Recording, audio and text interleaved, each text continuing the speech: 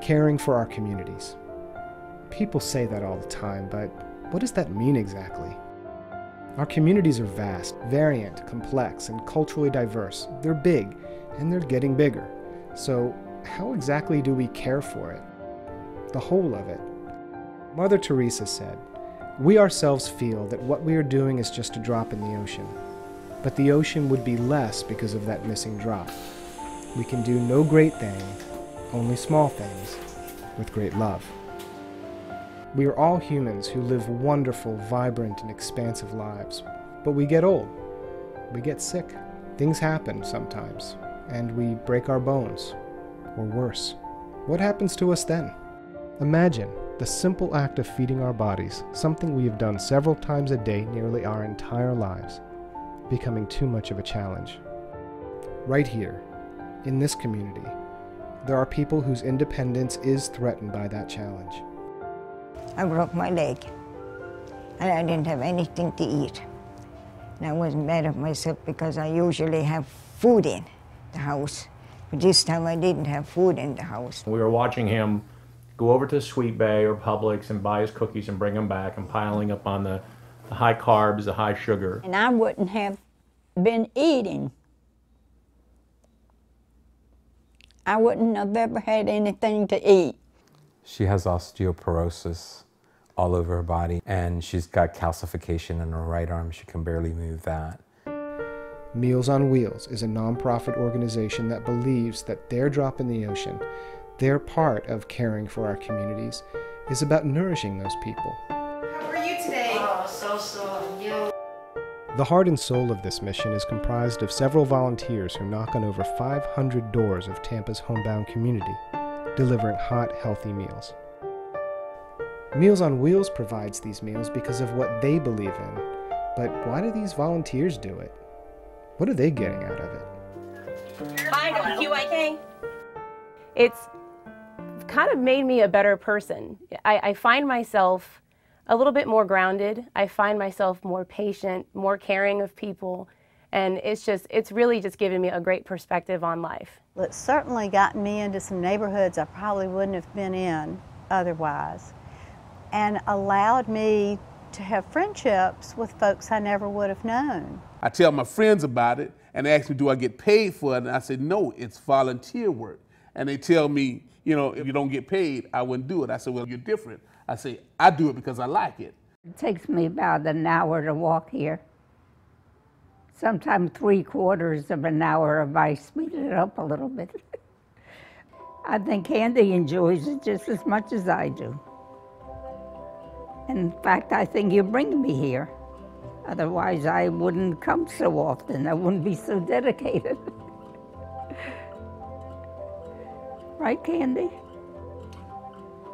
Little Candy girl. Individuals in need can start receiving meals immediately. No one is ever turned away because of an inability to pay. And beyond addressing the nourishment needs of the body, that provides an immeasurable amount of dignity. For my mom, cooking and Sunday dinners was her way of showing love. She's always been a giver, and Meals on Wheels really means to her is now she's receiving back a little bit of that love. I guess one question is, how's the food? Every meal is I call it a Sunday meal. Every single meal that we prepare at Meals on Wheels, believe it or not, we'll do it with the heart. Every single tray tastes good and it looks perfect. I can't describe it because it's unbelievable. It's so nice of them and it's good. It's delicious, the food. Everything they cook. That's why I always say thank you. The ones that fixed it, the ones that delivered it. Yeah, I do. I always thank them for it. God bless them all. They are good people. They are. It's really not hard to recognize that the homebound lead relatively isolated lifestyles. Therefore, the volunteers usually end up on a secondary mission to check in on the recipients, to make sure they're okay, and provide some much-needed company. That knock on the door may be the only knock on the door that they get all day. I just wait until my favorite man comes. How you doing, sweetie? I'm doing fine. So nice to see you. You too. How you been? All right.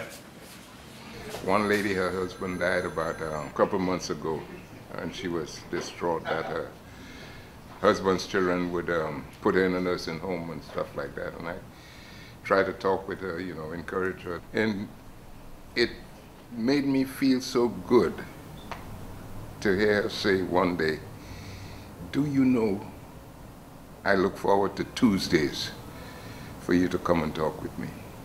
And I mean, that's gratifying to me. That's better than gold and silver, that I have lifted one spirit.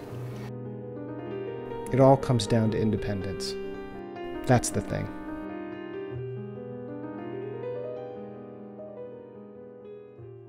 If he didn't have Meals on Wheels, we'd probably have to consider an adult living facility or something like that sooner. You have someone who wants to stay in their home, you know, whether it be because that's where they've lived all their life and they simply don't want to be anywhere else, or, you know, maybe they have pets, maybe they have family close by. These are our parents, our grandparents, our neighbors, our friends. It is very important to them that they retain their independence and stay in their homes, and the Meals on Wheels really makes that possible. Mother Teresa also said, "If you can't feed 100 people, then feed just one." It's wonderful to share. Join us at this table of giving that has had such a profound impact on so many people's lives. Join us at the table. Join us at the table. Join us at the table. There's only people who realize how much it means to someone else what you do for them. Some people can't show it, you know, really, but I know that they appreciate it very much. Right, Candy?